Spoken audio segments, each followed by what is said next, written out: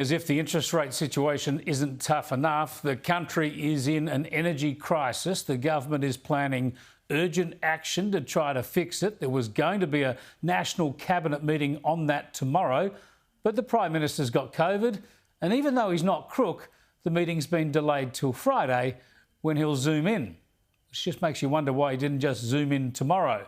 Everyone had their diaries blocked out anyway. Why did he push the meeting back till Friday? Still working on a plan? National Cabinet will be on Friday. Apart from people who want to speculate in the media, is zero between whether we hold it on Wednesday or Friday. Okay. We had to make a call immediately for the convenience of everyone.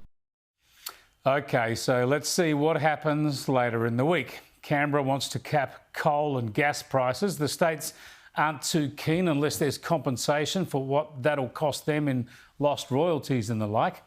So yet again, in an energy market that's been completely distorted, corrupted and mangled by countless government interventions, we're now waiting for the latest government intervention that supposedly will be a temporary fix. I mean, just imagine if they allowed the market to pay what it wanted to pay for coal and gas, which would lead to us producing more of the coal and gas that is our country's vast bounty. I mean, then we might have stacks of cheap electricity, like we used to, as well as plenty of exports. Madness, I know, because if we did that, we wouldn't be cutting our greenhouse gas emissions. They might even be going up, like, say, China or India or other countries who buy our coal and gas. What a nonsensical mess. But cop this, our Climate and Energy Minister Chris Bowen reckons all this is going swimmingly. He actually claims the energy crisis has been created by Vladimir Putin. And not only is Blackout Bowen going to double down on his green energy dream, he's now calling it a renewables revolution. In no way does that in any way deviate the government from its medium and long-term agenda of a renewable energy revolution. We need to do all the above. And in fact, the contrary's the case. This crisis is caused by coal and gas prices. Anybody who says it's caused by renewables is lying. And that needs to be called out. Renewables are the solution to this crisis, not the cause. Oh dear, renewables are the solution here and not the cause. And if you say otherwise, you are lying, according to the minister. Lying. So what would Bowen say about the Reserve Bank governor? In a speech last month, Philip Lowe talked about how the transition to renewables was going to continue to push electricity prices upwards.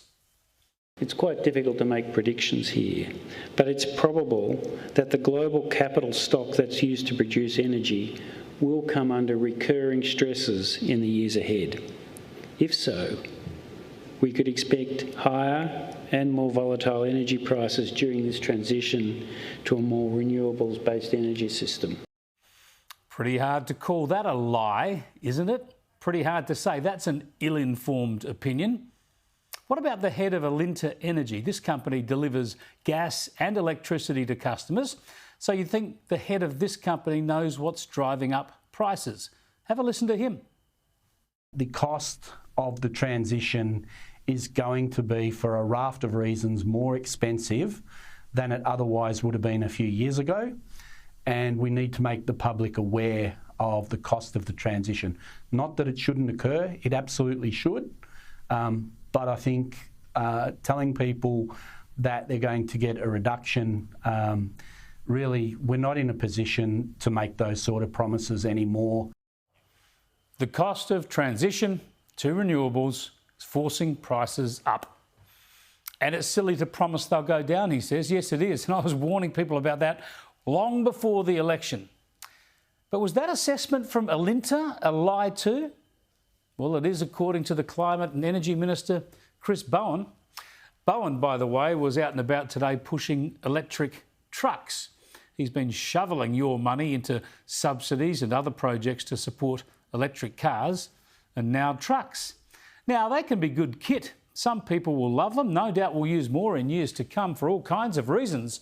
But if they're so good and they save money on fuel and therefore on fuel taxes as well, why do we need more taxpayers' money being thrown at them? Won't people buy them on their merits?